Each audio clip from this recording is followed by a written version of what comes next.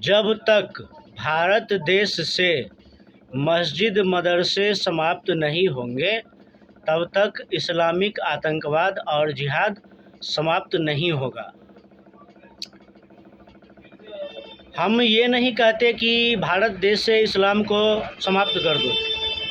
हम इतना कहना चाहते हैं कि उन सभी चीज़ों को समाप्त कर दिया जाए भारत से, जिस कारण से दंगे होते हैं, नरसंहार होता है, हत्या, लूट, बलात्कार होता है और सनातन हिंदू सभ्यता संस्कृति पर आघात होता है।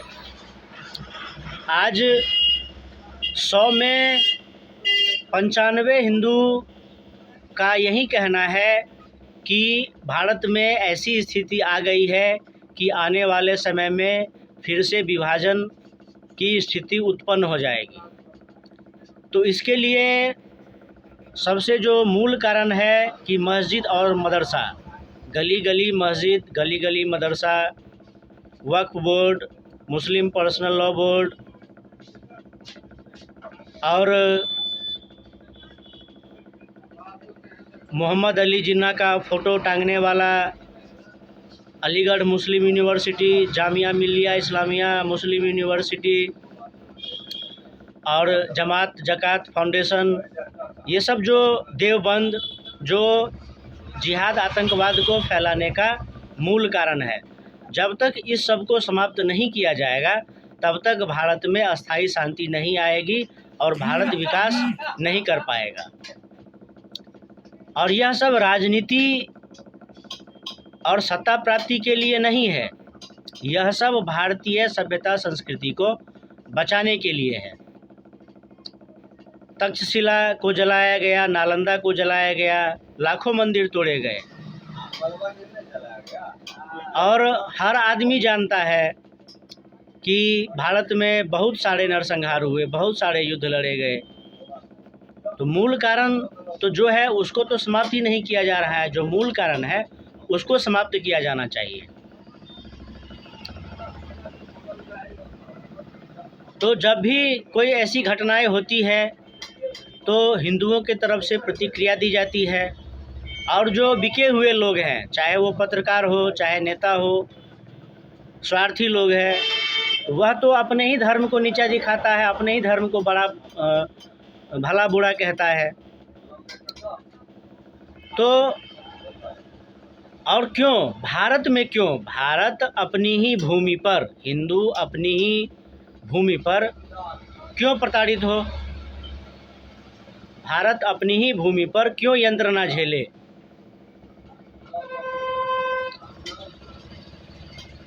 हजार वर्षों का लंबा संघर्ष, आखिर हिंदुओं की आंखें क्यों नहीं खुल रही है?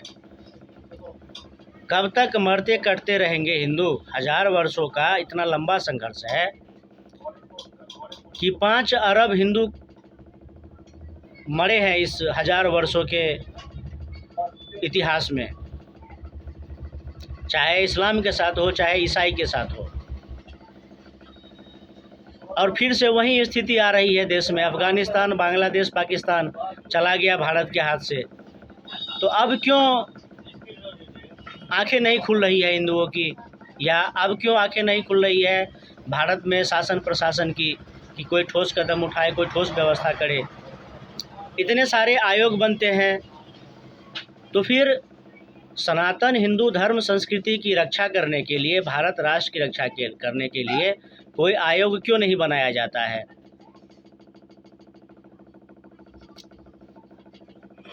कम से कम 10,000 लोगों तक तो मैं अपना बात पहुंचा देता हूं। जो फेसबुक पर मेरे 10,000 फॉलोअर हैं, उन तक तो मैं 10,000 लोगों तक मैं अपनी बात को पहुंचा देता हूं और पूरी दुनिया उसको देखता है, सुनता है। जो मेरे शत्रु है वह शत्रु जैसा व्यवहार करते हैं, जो मित्र है वह मित्र की तरह व्यवहार करते हैं। लेकिन अपने सनातन हिंदू धर्म संस्कृति की रक्षा करना, भारत राष्ट्र की रक्षा करना हमारा दायित्व है। हम बोले थे कि पहले भी इस्लामी आक्रमण होता था और लड़ने वाले लड़ते थे। 1947 के बाद भी जब राजे रजवाड़े नहीं थे, जब लोकतंत्र था, तो लड़ने वाले हमेशा लड़ते हैं। जो जिस प्रकार से सनातन हिंदू धर्म संस्कृति की रक्षा करने में सहयोग कर सकता है, करता है। आज सभ्यता और संस्कृति की लड़ाई में इतनी सारी विकृतियां आ गई है हिंदू समाज में कि उसको भर पाना बहुत ही कठिन कार्य है। आज हर हिंदू परिवार में सुनने को मिलता है कि तलाक, जो हिंदुओं के शब्दकोश में कहीं भी नहीं है कि तलाक क्या होता है, लेकिन आज दिखाई दे रहा है। आज कोर्ट में व्यवस्था किया गया है। अनेकों प्रकार की सामाजिक कुरीतियाँ, सामाजिक बुराइयाँ इन सभ्यताओं के, संस्कृतियों के द्वंद्व में भारत में फैल रहा है। सभ्यता संस्कृति भौगोलिक स्थिति पर भी निर्भर करता है, लेकिन जो भारत के वेद पुराण शास्त्र उपनिषद जिस नियम को बना दिया है, जो सत्य है, सात्विकता है, दया, क्षमा, करुणा, सहिष्णुता, प्रेम, सौहार्द, यह सब समाप्त हो रहा है। क्यों? क्योंकि आज भारत में 4 सभ्यता, संस्कृति, मत, पंथ के साथ हिंदुओं का संघर्ष हो रहा है और इसमें लोग भटकते हैं, विकृत होते हैं।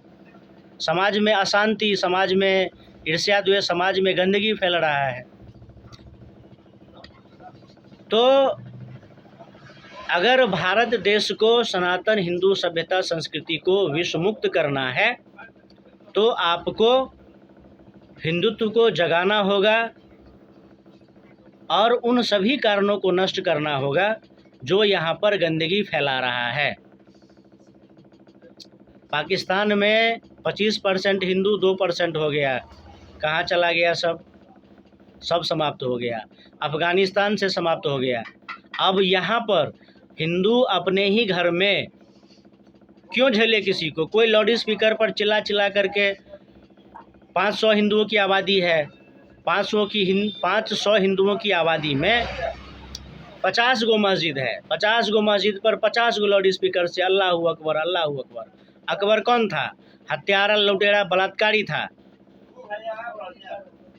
तो समाज में विकृति फैलेगा कि नहीं फैलेगा? जब एक हत्यारा, लुटेरा, बलात्कारी को इस तरह से प्रचारित किया जाएगा, उसका महिमा मंडन किया जाएगा। तो सभ्य हिंदू समाज में इतने सारे मदरसों की, इतने सारे मस्जिदों की और ऊपर से लाउड स्पीकर अल्लाहू अकबर की क्या आवश्यकता है? फिर कोई सब्जी वाला, रेडी वाला, कोई पंचर वाला आकर के कहता है कि आप लाउड स्पीकर के खिलाफ़ क्यों बोलते हैं, आप मस्जिद के खिलाफ़ क्यों बोलते हैं, हम सर कलम कर देंगे, हम घर में घुस करके रेप कर लेंगे, हम दंगा कर देंगे, फसाद कर देंगे। हिंदू इसका ठेका ले रखा है क्या? हिंदू क्यों अपने घर में झेले इस चीज़ को? जो वास्तविकता है, फिर इसके लिए कानून बने, इस पर सरकार, शासन, प्रशासन ध्यान दे, क्योंकि लड़ाई होता है तो नुकसान दोनों तरफ से होता है। आज कोर्ट में लाखों केस पेंडिंग है।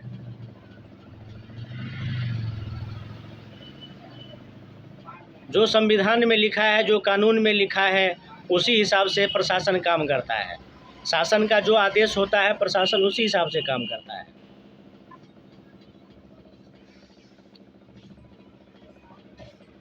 तो जिसको राजनीतिक लाभ है, जिसको राजनीतिक स्वार्थ है, वह अपने राजनीतिक लाभ के लिए, अपने राजनीतिक स्वार्थ के लिए काम करते हैं। एक सभ्य हिंदू समाज में आतंकवादी, जिहादियों की कोई आवश्यकता नहीं है, मस्जिद, मदरसों की कोई आवश्यकता नहीं है, और उसे इतना बढ़ावा देने की आवश्यकता नहीं है कि कोई भी ठेला वाला, पंचर वाला, सब्जी वाला, चाहे जज फखरुद्दीन हो, चाहे IAS अब बकरुद्दीन हो, चाहे IPS कोई भी हो, चाहे अब्दुल हो, चाहे कोई भी आम मुसलमान हो, खास मुसलमान हो, चाहे अरब अमीरात हो, चाहे 57 मुल्क हो, उसका ठेका हिंदुओं ने नहीं ले रखा है और हिंदुस्तान ने नहीं ले रखा है। तुमको जिहाद करना है, आतंकवाद करना है, अपने आका के देश में जा कर के करो, हिंदुस्तान को छोड़ दो। अगर शासन प्रशासन नहीं जागेगा तो फिर इस देश का सनातनी हिंदू जो लड़ने वाला है, जो आवाज़ उठाने वाला है, वो लड़ेगा, आवाज़ उठाएगा। जय हिंद, वंदे मातरम, जय श्री राम।